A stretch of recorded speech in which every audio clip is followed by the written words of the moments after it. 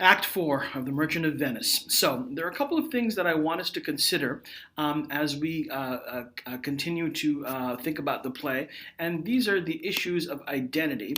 And there are several different kinds of identities that the play asks us to think about. One of them, of course, is religious identity, right? Another is gender identity, and the third, of course, is civic identity, right? And we looked at all of these different types of identity. Remember, the play began with this idea of civic identity when Antonio said to Bassanio that go to Venice and see there what my credit will buy you, right? So within the civic boundaries of Venice, Antonio's identity is very, very positive, right? On credit, on credit alone, Antonio's name got Bassanio a loan of 3,000 ducats. We also talked about gender identity, right? And we talked about the fact that women are often commodified. Women are often seen as objects. And we've seen this in a couple of plays, right? But this idea of my daughter, my ducats, my ducats, my daughter, right? So this idea of gender identity often being conflated with property is something that we've seen, and of course religious identity. We already know that if you're a Jew in Venice, right, you're treated as a second-class citizen. So let's think about the ways in which these types of identities that I've talked about distinctly, right, religion on one hand, gender on the other hand, and if you have a third hand, then civic on the third hand. Let's think about the ways in which these different types of identities are not all identities which are mutually exclusive. So these are not mutually exclusive to individuals, right? And so let's think about that as we continue to think about the play. Now, notice that as Act 4, Scene 1 begins, Antonio, again, we talked about Antonio and Antonio being resigned to playing a sad role, a sad part in the play. And everyone asks Antonio if Shylock may give a little in as far as the repayment of the pound of flesh is concerned. And Antonio says, I pray you, think you question with the Jew, you may as well go stand upon the beach and bid the main flood bait his usual height. You may as well use question with the wolf, why he hath made the ewe bleat for the lamb. You may as well forbid the mountain pines to wag their high tops and to make no noise. And so besides having a sad role, we also notice that he has kind of a male role, right? And that male role, one of the things that we notice is that men kind of have a one-track mind, right? What always has been will always be, right? You can't make a leopard change his spots. And as far as gender identities are concerned, one of the ways in which the men in the play seem to be defined is through this kind of thinking. What always has been will always be, right? And Antonio certainly echoes that. Even though as a gender, right, Antonio certainly evinces this male role. But remember, we talked about how gender and sexuality are not necessarily the same. And so Antonio, as someone who would give his life for his friend Bassanio, the play has often been read having undercurrents of homosexuality. Antonio's feelings for his friend being more than just heterosexual feelings, right? So I'm not going to really go into that too much, but again, gendered Antonio can be male, but sexually Antonio, there is the possibility that Antonio is homosexual, although gendered he may be still playing a male role. So anyway, I throw that out there.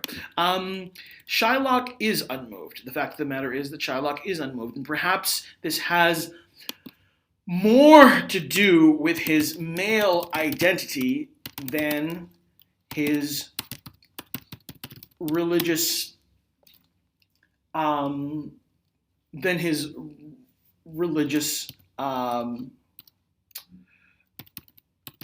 vengefulness,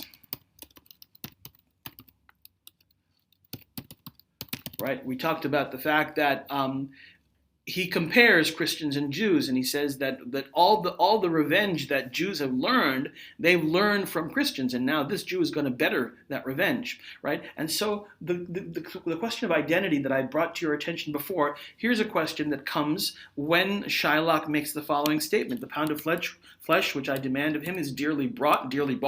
'Tis mine, and I will have it. If you deny me, fie upon your law. There is no force in the decrees of Venice. I stand for judgment. Answer, shall I have it?" And so we ask ourselves at this juncture, when Shylock is dead set on having that pound of flesh, is this an example of his male identity where he remains intransigent, right? Intransigence. Is this an example of his male identity at work, or his religious vengefulness at work? Because it seems like that being part of one religion requires that you have vengeful feelings towards the other religion. If you're Christian, you must be vengeful towards the Jew. If you're Jewish, you must be vengeful towards the Christian. So what is this? Is this Shylock being Jewish, or is this Shylock being male? And we talked about substitutions, right? The pound of flesh which I demand of him is dearly bought. Is it dearly bought because he's already lost his flesh and blood in Jessica, and is that why this pound of flesh is dearly bought? And here is an instance of this kind of substitution that we talked about in the last lecture.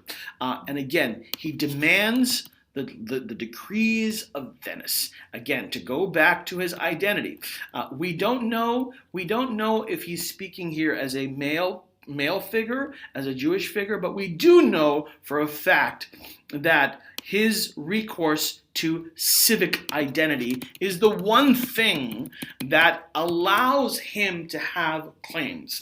The fact that he's a Venetian, relying on the laws of Venice to uphold his case, makes it incontrovertible to Bassanio and Antonio that he's going to have to be answered.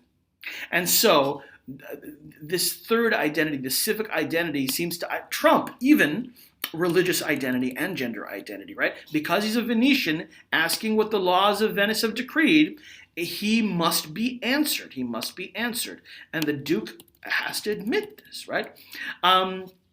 So anyway, the Duke, of course, would like to forgive the pound of flesh and would rather Shylock accept money in exchange, but that's not going to happen.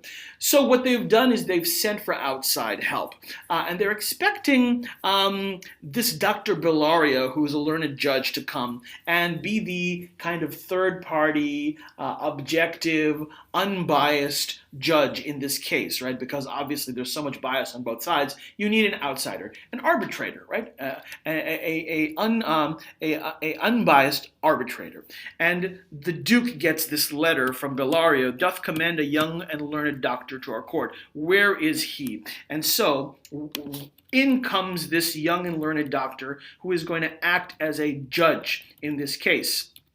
The clerk reads, "Your grace shall understand that at the receipt of your letter I'm very sick, but in the instant that your messenger came in loving visitation, was with me a young doctor of Rome. His name is Balthazar. I acquainted him with the cause in controversy between the Jew and Antonio the merchant. We turn over many books together. He is furnished with my opinion, which bettered with his own learning, the greatness whereof I cannot enough commend, comes with him at my importunity to fill up your grace's request in my stead. I beseech you, let his lack of years be no impediment to let him lack a reverent estimation, for I never knew so young a body with so old a head.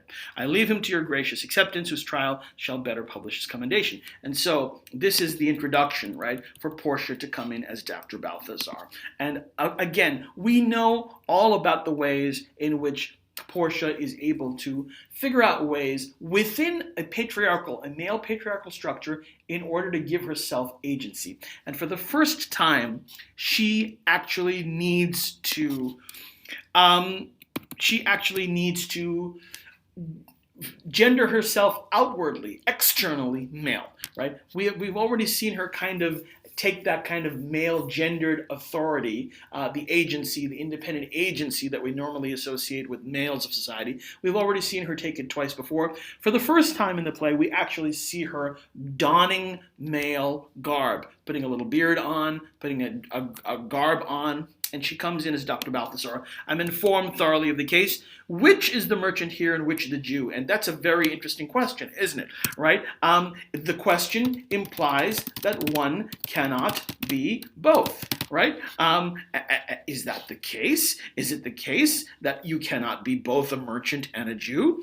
And so, what Portia seems to enunciate here is this idea that identities are mutually exclusive to one another. And this perhaps comes in her imitation of a male figure, right? This male identity of things can only be one or the other. There is no movement from an identity. If he's a Jew, he must be pitiless. If he's a Christian, he must be merciful. So this idea, this line, which here is the merchant and which the Jew, again, perhaps shows how well she is able to understand the male psyche and to counterfeit it. She encourages Shylock to be merciful and to forgive his debt and to take money in lieu of it. Shylock says no, and she says that the Jew must be merciful. And Shylock says, on what compulsion must I be merciful? And then Portia gives what is probably the most famous speech from this entire play. So pay attention to it and remember it for the quiz that's coming up. The quality of mercy is not strained. It droppeth as gentle rain from heaven upon the place beneath. It is twice blessed. It blesseth him that gives and him that takes. 'Tis mightiest in the mightiest. It becomes the throned monarch better than his crown. His scepter shows the force of temporal power, the attribute to awe and majesty, wherein doth sit the dread and fear of kings. But mercy is above sceptred sway. It is enthroned in the hearts of kings. It is an attribute to God himself. And earthly power doth then show likest gods, when mercy seasons justice. Therefore, Jew, though justice be thy plea, consider this, that in the course of justice none of us should see salvation. We do pray for mercy, and that same prayer doth teach us all to render the deeds of mercy. I have spoke thus much to mitigate the justice of thy pleas, which if thou follow, this strict court of Venice must needs give sentence against the merchant there. And so two things are pointed out in this long speech. There seems to be a kind of tension, right? A tension between justice and mercy. On the one hand, the letter of the law gives, in the letter of the law entitled Shylock to account of the flesh. But she's urging that he show mercy because just as one shows mercy, mercy is what entitles one to salvation. If all you ask for is justice, you exclude yourself from salvation. But if you show mercy rather than demand justice, you become worthy of salvation, right? We do pray for mercy, and that same prayer doth teach us all to render the deeds of mercy. And so she asks him to volunteer something that he's under no compulsion to volunteer. And so we talked about in the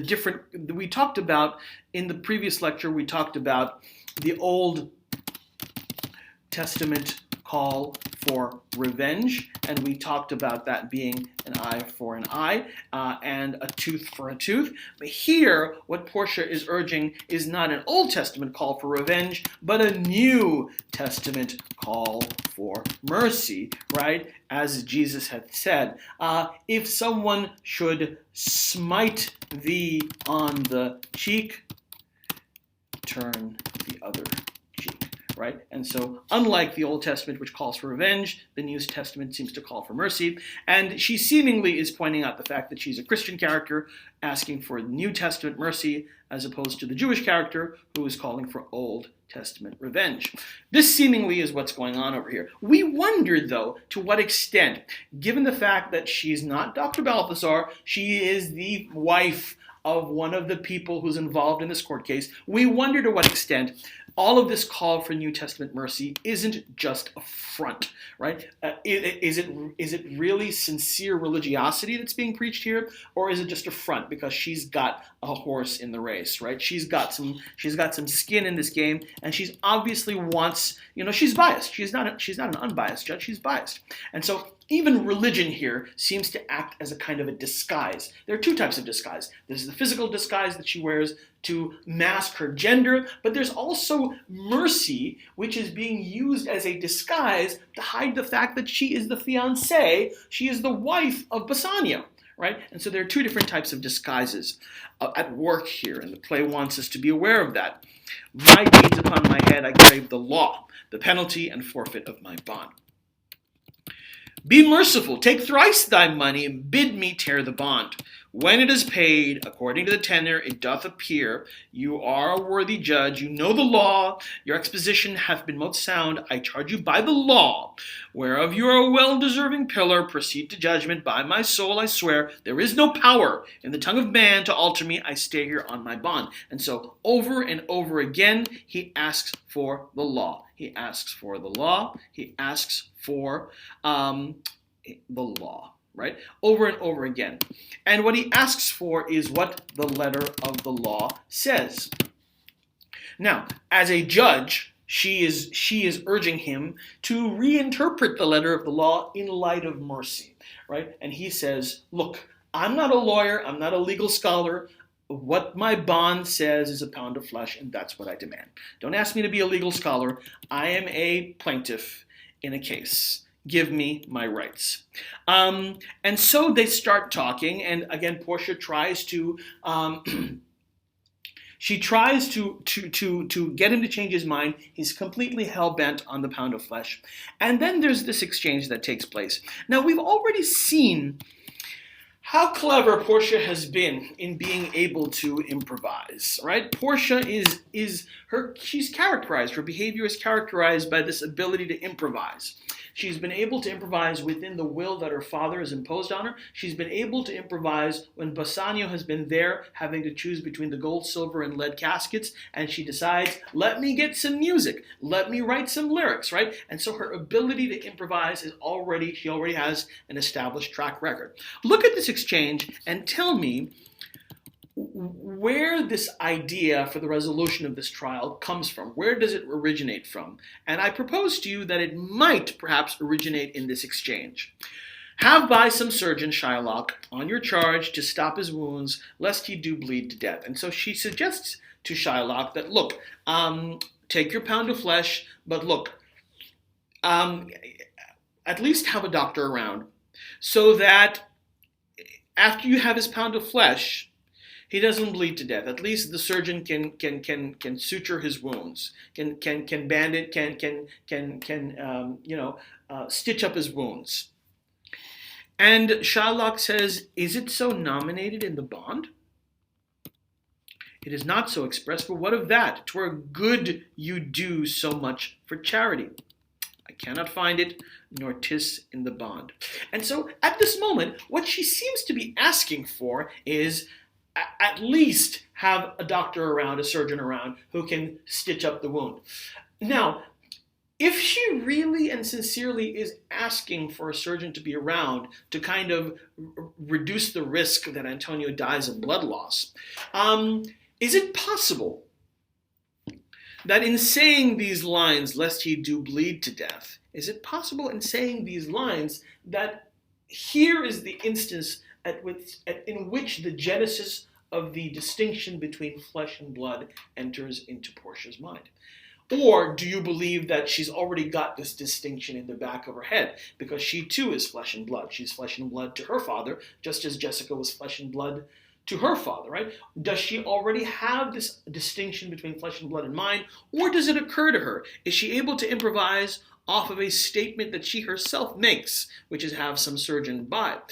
Shylock, of course, says, no, it's not nominated in the bond. Is this the moment where, when Shylock says to her, is it so nominated in the bond? Is this the moment where Portia mentally says to herself, no, it's not nominated in the bond, but then again, it's also not nominated in the bond that you should get his blood as well as his flesh?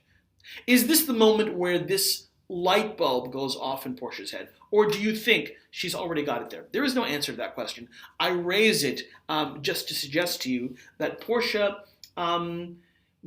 makes a distinction. Whether she makes it earlier or she makes it now, she makes this distinction between flesh and blood. And again, Shylock is just asking for the letter of the law.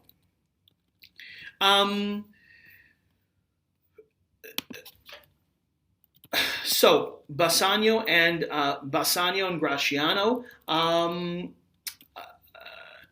again, they've got to say their last words to Antonio, right? They've got to bid farewell to him because Shylock is not going to back off. And so these are the parting words that they say to their best friend, just as it seems that Shylock is going to cut a pound of flesh from Antonio's heart, right? It's not even a matter of him bleeding to death. Shylock wants the pound of flesh from his heart. He wants to kill him. He wants to kill him outright. And Bassanio says the following: Antonio, I'm married to a wife, which is as dear to me as life itself. But life itself, my wife, and all the world are not with me esteemed above thy life. I would lose all. I sacrifice them all here to this devil to deliver you. And remember, who is she saying this in front of? She's saying this Bassanio is saying this in front of his wife, right? Bassanio has just said in front of his wife, I would sacrifice my wife if it meant saving you your life. Now, how does Portia feel about this? Your wife would give you little thanks for that if she were by to hear you make the offer. And so she kind of furrows her brow and says, really? And here is an instance where there seems to be a tension between men, right? And again, we wonder if this tension is between men without the scare quotes or men with the scare quotes, right? Because the tension really isn't between men, it's between a husband and a wife. But we see it here. We see here the fact that men are so willing to make substitutions, right? Men are willing to substitute, right, one for the other. They're willing to substitute. One human being for another, right? As it serves their needs, right? And so in that respect, they are inconstant. And Gratiano says the same thing, right? Where he says he's willing to sacrifice his wife, and Nerissa says the same thing that Portia does. Your wife wouldn't be too happy with that. Here comes, of course, the resolution to the entire conflict. Tarry a little, there is something else. This bond doth here give thee no jot of blood. The words expressly are a pound of flesh. Take then thy bond, take thou thy pound of flesh, but in the cutting of it, if thou dost shed one drop of Christian blood, thy lands and goods are by the laws of Venice confiscate unto the state of Venice. And so here she bundles together, right? She bundles together flesh and blood. And what this does is it disrupts the substitution that Shylock wants to make, right? And that substitution is a pound of Antonio's flesh for the flesh and blood he's lost in Jessica. And so, if Shylock wants to make this kind of substitution, Portia interrupts that substitution by pointing out the fact that Antonio too is flesh and blood. If you really want to be able to make the substitution of Antonio for Jessica, you are going to have to take both Antonio's flesh and his blood. And by the laws of Venice, if you try to do that, it's the equivalent of attempted murder. And so, the letter of the law is used in order to bundle together this idea of flesh and blood, even though the letter of the law just a second ago was willing to give Shylock a pound of Antonio's flesh without taking into any account that blood would follow as well. And so what the play alerts us to is a law which is bloodless in its exercise of judgment. A law which is bloodless, literally without emotion, without having any kind of tenderness or any kind of sentiment or any kind of emotion attached to people as flesh and blood, and not simply as flesh or as commodity. That people are not just commodity. People aren't just flesh like a pound of swine, like a pound of beef, like a pound of mutton, a pound of turkey. People aren't a pound of turkey. People are flesh and blood. And so it's at this instance that Portia, remember, the woman dressed in man's disguise, is able to introduce this distinction. And in introducing this idea of flesh and blood, she basically saves Antonio's life. Gratiano jumps in, O most learned judge, Shylock, is that the law? Thyself shalt see the act, for as thou urgest justice, be assured, thou shalt have justice more than thou desirest. And this is interesting, right? Because in this line, you will have more justice than you desire. There is a kind of undercurrent of revenge, right? You're going to get all the justice you've asked for and some of the justice you didn't even ask for. Justice as an instrument of revenge, right? Justice as an instrument of revenge. And again, going back to that New Testament speech that she gave earlier, we wonder about the sincerity of the religious sentiment behind the call for mercy. I take this offer, then pay the bond thrice and let the Christian go. And interestingly enough, the men are willing to let it all go.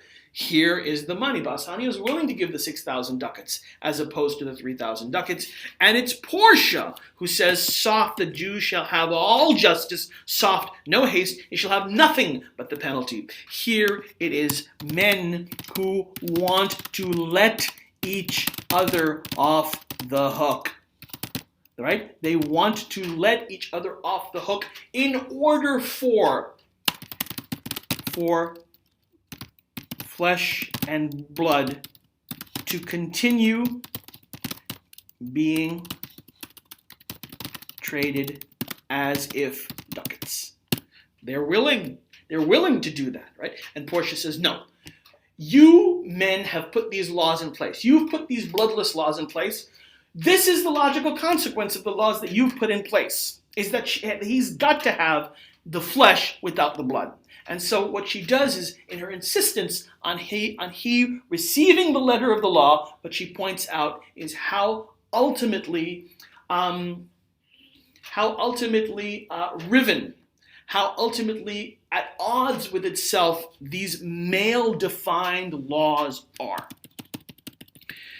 Shylock, again, as a man, he wants to get himself off the hook. Give me my principle and let me go. For the first time, we have a male figure willing to be flexible. He's willing to be flexible. But this is going to be the kind of flexibility that saves his own skin, right? It's a change in his character. And Bassanio is also, he's willing to, he says, I have it ready for thee, here it is. Twice, the men want to, when the circumstances are to their favor, they're willing to be flexible.